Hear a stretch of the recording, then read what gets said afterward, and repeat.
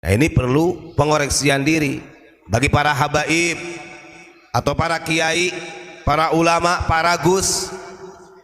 Hati-hati di dalam membawa agama. Kalau kita lihat dari kurun zaman dulu itu sudah sering terjadi yang mengeksploitasi, kemudian dengan bersandarkan dzurriyyah Rasul itu sudah terjadi. Artinya polemik yang saat ini yang terjadi dengan Ba'alwi yang 90% diragukan oleh orang-orang pada saat ini sudah terjadi di abad 7, abad ke-8, abad ke-9.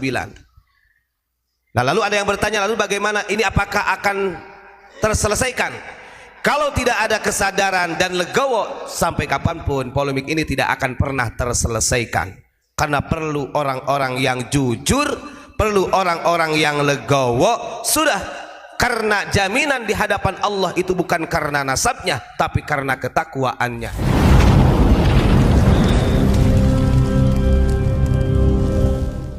Assalamualaikum warahmatullahi wabarakatuh. Alhamdulillahirabbil alamin wal aqibatu lil muttaqin wala udwana illa 'alal zalimin. Asyhadu an la ilaha illallah wa asyhadu anna Muhammadan 'abduhu wa rasuluh. Allahumma salli ala Sayyidina Muhammad wa ala alihi wa ashabihi ajma'in, amma ba'd. Hadratul kiram, para alim, para ulama, sesepuh bini sepuh, wabil khusus guru kita semua Abu Yama Maghfurun Al-Bantani, dan juga seluruh jamaah, para hadirin dari Sabang sampai Merauke, mudah-mudahan kita semua mendapatkan rahmat dan ridha Allah Subhanahu wa taala. Para jamaah yang dimuliakan Allah Subhanahu wa taala, kita tahu di dalam hadis Nabi Muhammad sallallahu alaihi wasallam yang diriwayatkan oleh Abu Hurairah radhiyallahu an, beliau menjelaskan salasatun munjiyatun wa salasun muhlikatun. Jadi ada 3 perkara yang paling fundamental yang akan menyebabkan seseorang ini selamat, dan juga ada 3 perkara yang akan menyebabkan seseorang ini rusak, artinya celaka. Nah, ini berlaku bagi siapa saja, termasuk kita semua, mau bagi kalangan kiai, mau bagi kalangan habaib, mau bagi kalangan santri ataupun orang petani. Adapun amal munjiyatu, adapun 3 hal yang akan menyebabkan seseorang itu selamat. Yang pertama, fa khasyatullahi ta'ala fis sirri wal alaniyati. Orang tersebut mempunyai rasa takut kepada Allah Subhanahu wa ta'ala, baik dalam keadaan rahasia, artinya tidak diketahui oleh orang lain, ataupun fil alaniyah, dalam kondisi keadaan ramai, nampak. Nah, kalau kita mengetahui bahwa rasa takut kepada Allah ini menjadi poin pertama yang mengakibatkan seseorang ini menjadi sebab selamat atau tidaknya, nah ini sebenarnya harusnya kita sadar. Lalu bagaimana dengan orang-orang yang sering mengatakan kami adalah orang yang takut dengan Allah, sementara di dalam dirinya selalu membuat kebohongan atas nama Allah, atas baginda Rasulullah sallallahu alaihi wasallam.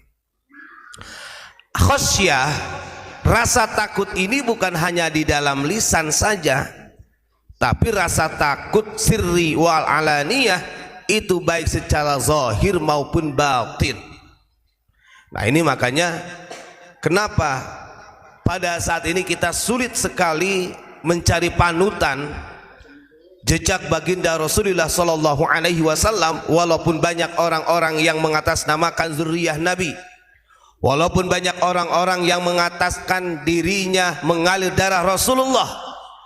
Tapi ingat, ketika itu adalah suatu kebohongan mengatasnamakan baginda Rasul, walaupun 1000 kali, 1.000.000 kali dia ucapkan dengan lisannya kami adalah orang yang takut kepada Allah, maka khosyahnya tidak akan sampai. Naudzubillahi min dzalik.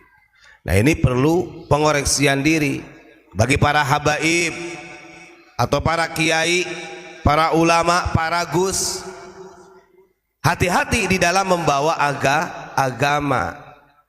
Kalau kita lihat dari kurun zaman dulu itu sudah sering terjadi yang mengeksploitasi, kemudian dengan bersandarkan dzurriyyah Rasul itu sudah terjadi.